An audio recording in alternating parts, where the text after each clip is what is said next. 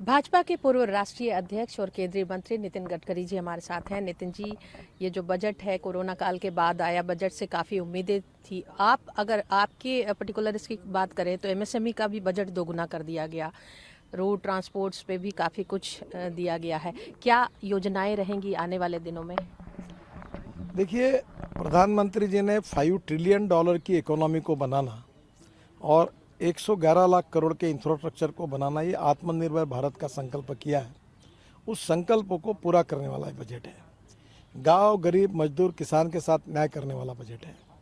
किसानों के लिए 16 लाख करोड़ ब्लेंडिंग के लिए बैंक को प्रायोरिटी सेक्टर के दिए गए, जो किसानों के लिए क्रॉप लोन के रूप में, डेयरी और फिशरीज के रूप में मिलेंगे।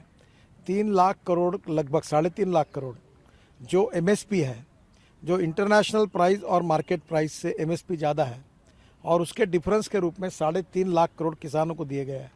1 लाख करोड़ का इंफ्रास्ट्रक्चर किसानों के लिए बनाया जा रहा है, 1 लाख करोड़ से ज़्यादा पैसे से।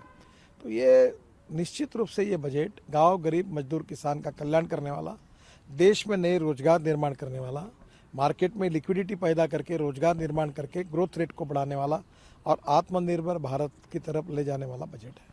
ये महामारी का काल ऐसा था जिसमें छोटे और मंझोले व्यापारी थे, बुरी तरह से उन प्रभावित हुए। एमएसएमई का एक दायरा और एक जिम्मेदारी उनके लिए बनती है। एमएसएमई के बजट को दोगुना कर दिया गया है। क्या कोई आगे आने वाले दिनों में बड़ी प्लानिंग है इन लोगों को ऊपर उठाने की? देखिए, 3 लाख करोड़ का पैकेज एमएसएमई का पहले ही जाहिर किया हुआ है। टोटल 20 लाख करोड़ का पैकेज था, यानी जो अपने जीडीपी का 10%। तो मुझे लगता है कि एक प्रकार से एमएसएमई को काफ़ी प्रायोरिटी मिली है। ये बात जरूर है कि कोविड-19 के कारण एमएसएमई अड़चन में आई। हमने काफ़ी करीब 2 लाख एमएसएमई को रिस्ट्रक्चर किया है। फंड ऑफ फंड के रूप में अभी जो पैसे दिए गए 10,000 करोड़, तो जो कैपिटल मार्केट में जाएंगे तो उनको 15% इक्विटी हम देंगे। तो अब एमएसएमई कैपिटल मार्केट से फॉरेन इन्वेस्टमेंट उनको मिलेगी। तो जिनका बैंक रिकॉर्ड अच्छा है, जीएसटी रिकॉर्ड अच्छा है, इनकम टैक्स रिकॉर्ड अच्छा है, उनको हम सिलेक्ट करके ये ले जाएंगे। तो धीरे धीरे एमएसएमई अब स्टॉक एक्सचेंज में जाएगी, तो वो भी पब्लिक से पैसा लेके आगे जाएगी और प्रॉफिट कमाएगी और लोगों को डिविडेंड देगी। तो एक बहुत अच्छा फायदा एमएसएमई को हुआ है। एमएसएमई में स्टील की कीमतें बढ़ने के कारण जो स्टील का स्क्रैप है उसके ऊपर की ड्यूटी रद्द होगी, तो कीमतें कम होगी।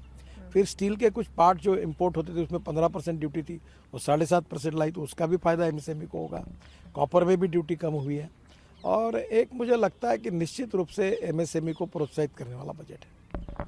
न्यू स्क्रैपिंग पॉलिसी जो घोषणा की गई है वो कितने दिन में आएगी और आम जनता को उस पर क्या प्रभाव पड़ेगा? मैं 15 दिन के अंदर स्क्रैपिंग पॉलिसी डिक्लेयर करूंगा, पर अभी इस पॉलिसी का फायदा प्रदूषण से मुक्ति मिलेगी।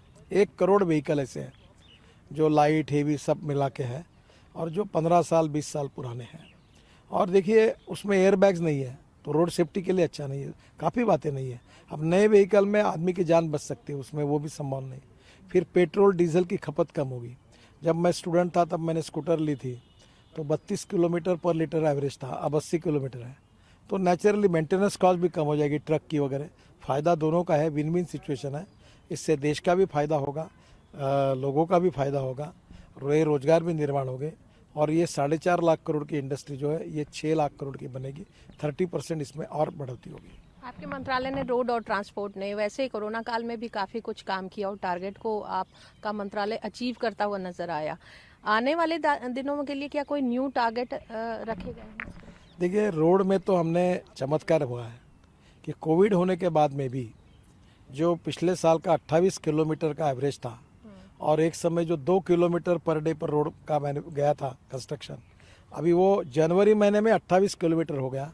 और मार्च तक हम 40 किलोमीटर के ऊपर जाने की कोशिश कर रहे हैं, शायद हो जाएगा। तो कोविड में हमने ऐतिहासिक रिकॉर्ड बनाया और आज तक के रिकॉर्ड ब्रेक कर दिए। तो आने वाले समय में हम आगे और रिकॉर्ड बनाएंगे, पर मैं आज वो डिक्लेयर नहीं करूँगा। अब ये 40 जब पूरा होगा तब उसके बाद घोषित करूँगा। नितिन जी, बजट में जब भी बजट आता है तो मध्यम वर्गीय और लोगों को ये होती है कि टैक्स स्लैब में कुछ छूट दी जाएगी। कोई छूट ऐसी दी नहीं गई, सिर्फ 75 साल से ऊपर के लोगों को ही आईटी रिटर्न भरने से रियायत दी गई। देखिए, जो छूट मिलती है उसकी अपेक्षा लोग रखते हैं, पर मैं ये मानता हूँ कि जैसे एक छोटा मध्यम वर्गीय दुकानदार है, अगर गरीब के पास पैसा आएगा तो उसका टर्नओवर बढ़ेगा, तो उसका प्रॉफिट नहीं बढ़ेगा। अगर कोई कार और स्कूटर का डीलर है, अगर नई कार और स्कूटर अगर जाएगी तो जो मध्यम वर्गीय डीलर बेचारा जिसको कमीशन मिलता है उसका फ़ायदा नहीं होगा। अगर कारों की और स्कूटर की संख्या बढ़ेगी तो जो मैकेनिक है मध्यम वर्गीय, उसके पास ज़्यादा गाड़ियाँ सुधारने के लिए आएगी तो उसका फ़ायदा नहीं होगा। तो ये कोई भी इकोनॉमी जब मल्टीप्लाई होती है तो उसका फ़ायदा सब सेक्शन को मिलता है। एक आखिरी सवाल नितिन जी, फार्मर्स के लिए काफी कुछ सहायता दी गई है इसमें, हालांकि एमएसपी का दर नहीं बढ़ाया गया, बावजूद इसके विपक्ष के नेता राहुल गांधी और तमाम विपक्ष ये कह रहा है कि फार्मर्स के हाथ में कुछ नहीं गया, क्रोनी कैपिटलिस्ट के हाथ में चीजें चली गई। मुझे बताइए 3.5 लाख करोड़ किसके हाथ में गया? एमएसपी जो थी इंटरनेशनल प्राइस और मार्केट प्राइस से ज़्यादा होने के कारण जो डिफरेंस आया, उसके 3.5 लाख करोड़ हमने किसानों के जेब में डाले, वो किसके पास गए? मुझे बताइए 1 लाख करोड़ से ज़्यादा इंफ्रास्ट्रक्चर एग्रीकल्चर में बन रहा है, वो किसको मिलने वाला है? मुझे आप बताइए कि आज किसानों के लिए विशेष रूप से एक्सपोर्ट करने वाले फ्रूट वेजिटेबल के लिए स्पेशल फिर से जो कंसेशन इंसेंटिव मिल रहे हैं, वो किसका फ़ायदा होगा? देखिए क्या है कि कुछ लोग सोने का ढोंग करते हैं, उनको जगाया नहीं जाता। जब कन्विंस कर नहीं सकते तो कंफ्यूज करने की कोशिश करते हैं। हमारे कोई भी रिजल्ट्स को यूपीए के कार्यकाल के रिजल्ट की तुलना आप ही कराइए और फिर उसका जवाब ढूंढिए। ये पूरा राजनीतिक उद्देश्य से ऐसी बातें करने की कोशिश होती है। ये मुझे लगता है वो बजट आने के पहले उन्होंने अपनी प्रतिक्रिया लिख कर रखी थी और वो पहले शायद आपके पास दी होगी। धन्यवाद ईटीवी भारत से बात करने के लिए। तो जाहिर तौर पर नितिन जी का कहना है कि भले ही विपक्ष इसकी सराहना न करे, लेकिन आगे आने वाले दिनों में इसके प्रभाव जरूर देखने को मिलेंगे। ईटीवी भारत के लिए अनामिका रत्ना।